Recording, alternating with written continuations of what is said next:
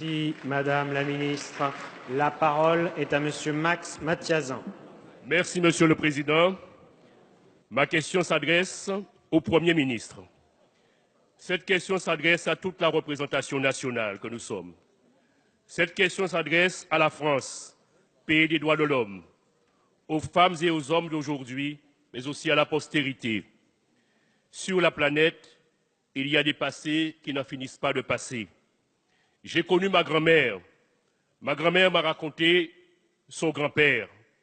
Il est né en Afrique, un homme libre. Il a été capturé et vendu.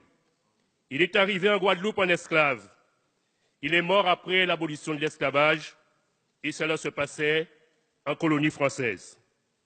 D'aucuns pensent que la traite d'êtres humains et d'esclaves ont disparu au XIXe siècle, mais il n'en est rien.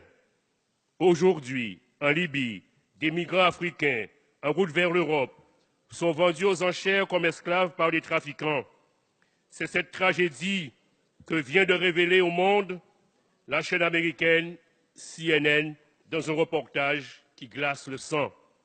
Alors pour moi, comme pour beaucoup de nos compatriotes des Outre-mer et de l'Hexagone, c'est une réalité qui fait partie de ma mémoire, de notre mémoire, de ma vie, de notre vie, de la culture qui nous façonne tous.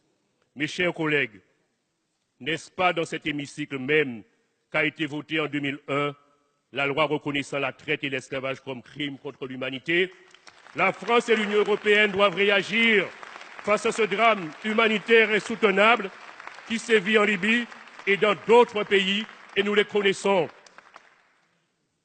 Monsieur le Premier ministre, comment la France, pays des droits de l'homme, va-t-elle intervenir pour faire cesser ces horreurs le plus vite? Il s'agit là d'une urgence absolue. Esclavage, violence sexuelle, La extorsion. parole est à Madame Nathalie Loiseau, ministre chargée des Affaires européennes.